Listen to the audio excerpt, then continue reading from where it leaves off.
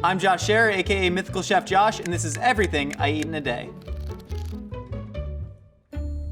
So the first thing I do when I wake up is I immediately try and calm my panic attack, and I grab my phone, which only exacerbates the panic attack. But then I have an 18-minute routine. It takes me exactly 18 minutes from when I wake up to get out the door. I immediately hop in the shower. I'm probably washing my entire body with Garnier Fructis shampoo on my loofah, because I don't know, I'm that stereotypical person. And I'm out of the chowder. And I'm out of the shower, and I immediately make the first thing that I consume in the day, which is called C4 Ultimate Pre-Workout, because the first thing that I do every morning is I work out. Working out has always been a huge part of my life. I was an athlete at UCLA. I was a hammer thrower, which I hope I can use my platform to get people to know what hammer throwing is. Everyone right now, stop watching this video and Google hammer throwing. Alright, are you back? Wasn't it pretty cool? Anyway, so I've been working out and lifting weights consistently since I was like 14 years old. So I drink this pre-workout. I start cranking some deathcore, a really beautiful genre of music. After the Burial, Thy Art is Murder, really uplifting stuff. Before the pandemic, I was a part of a gym called Orale Strength. Shout out to Ryan Felix, my trainer and coach there, who even now during the pandemic is still writing home workouts for me. And so every morning, I'm at home cranking with my kettlebell, and it's something that really helps me focus. You start the day just being like, how fast can I do 100 push-ups? And then you do 100 push-ups and you're like, I have accomplished at least something. So even if something at work or in your personal life hits, you're like, hey, remember that time you accomplished something earlier? That was pretty exciting. I typically eat the same breakfast, or roughly the same breakfast, every weekday, and it's after the workout. I am typically in the studio every day, and so I keep like a couple gallons of 0% fat Greek yogurt. So I'll take about a cup of Greek yogurt, and then I add a scoop of protein powder to that. Sometimes when I'm feeling really good, I'll take some of like the really nice cocoa powder that we have here, like a Guittard Dutch processed cocoa, and you mix that together with Greek yogurt, and it almost tastes like pudding, assuming you've never actually had real pudding. It tastes like post-apocalyptic pudding, like something a shattered society would serve you and say it's pudding, and you'd be like, this is not it, this is Matrix food. Next up in a typical day, I suppose would be lunch tends to be the meal that comes after the breakfast. Most days I am in the studio where we are either filming, a YouTube show, or we're filming some TikToks or Instagram, and so we live among just an abundance of food. So my favorite thing to do for lunch is to make like a chopped style staff meal of all the stuff that we have in the fridge. However, the food that we tend to focus on, which is the food I'm the most passionate about, is that very like munchy junk food type of stuff, so we don't tend to have a lot of fresh vegetables. There was the infamous wet French fry salad. If you fry French fries and then you toss them into a salad with like a really lovely spicy vinaigrette, you make a really tasty meal. We once had a whole leftover baby goat, and so we actually braised that into goat birria, and then we made our own like birria burritos because we always have flour tortillas on hand. That was maybe one of the better meals we've ever had.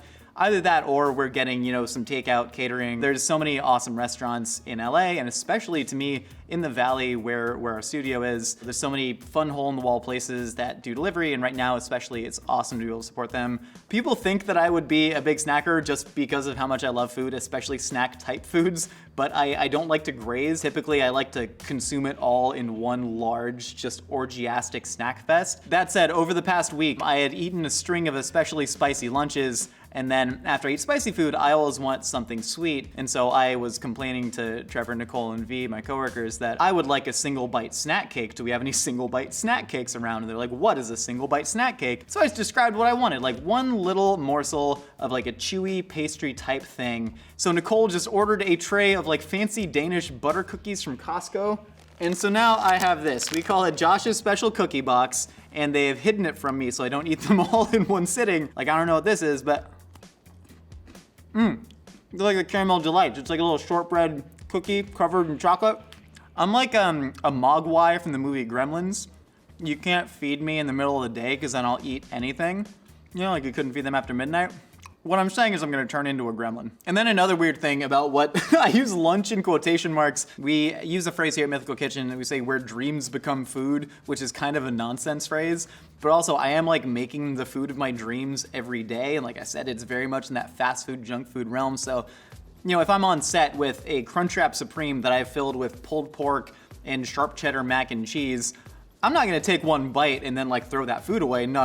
Like me and my coworkers are all huddled around that, stuffing it into our faces. Right now, I have a belly full of cheesy Korean French fry crusted corn dogs. And so that typically throws a wrench in what might be considered a lunch, because I'll eat that at like 11 a.m., then eat that at like 3 p.m., and then another one at 5 p.m. And now we get to dinner. Like I mentioned, I start my day with protein and yogurt, but then dinner is something that's really important to me. I live with my girlfriend Julia, whom I love very much, and she's super into food. And about 8 p.m., we sit down and have like a nice dinner together and talk about our day. And we also installed this really awesome home bar, and every month we set up like a rotating little menu of 3 different cocktails. My favorite cocktail of all time is the classic penicillin. I make it with monkey shoulder blended scotch. I'll use some Lafroig, and then I make my own fresh ginger juice, and of course my own fresh ginger honey syrup. I love kind of living in this duality of like high, low. Like I love eating crunch wraps and cookies and nachos in the middle of the day, and then coming home and being able to make like a beautiful refined cocktail to all the specs that I love it,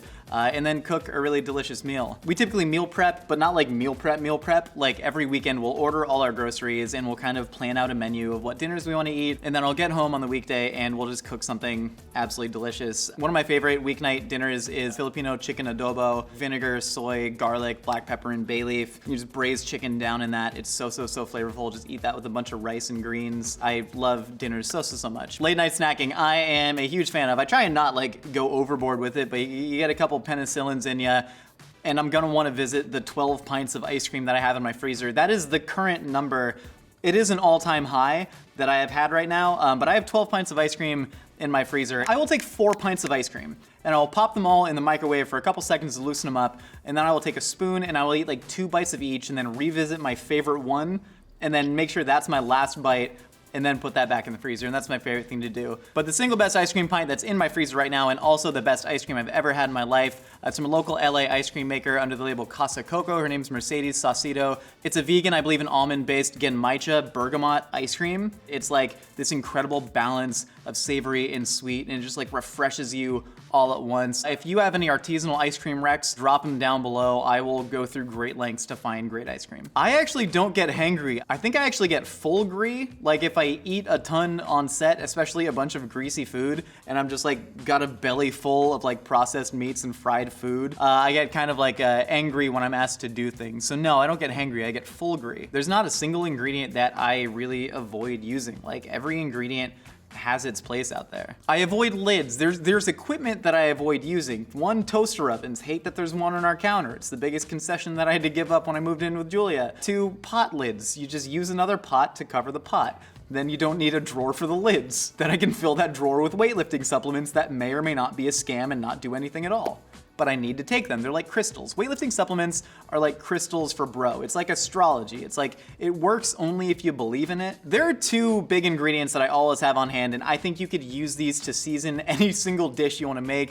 That is 1, Vietnamese fish sauce, and 2, Tony Chachere's Cajun seasoning. It's just got like salt, garlic, onion, paprika, cayenne, like all the flavors that I want in food. My favorite food city is Los Angeles, without question. I spent a couple years as a journalist covering the restaurant scene in LA, and there are just such diverse communities. You can go to suburbs of LA that, you know, don't make it on the news and people typically don't hear of, and find the most amazing restaurants. I mean, Pacoima, Arleta, Sun Valley. I won't even say LA is my favorite city. I will say the Valley is my favorite food city. The most incredible birria de chivo, tortas ahogadas. You can find some of the best Thai food in all of California in like North Hollywood. I mean, I'm thinking of Kim Thai in the El Super swap meet in North Hollywood. There are just so many gems in Los Angeles, and I love this city with all my heart. And that's everything I eat in a day.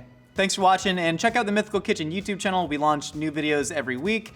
Check out our podcast, A Hot Dog is a Sandwich. We take on like the world's most controversial food debates. It gets wild. And hit us up on Instagram at Mythical Kitchen if you feel so inclined. And I hope you do.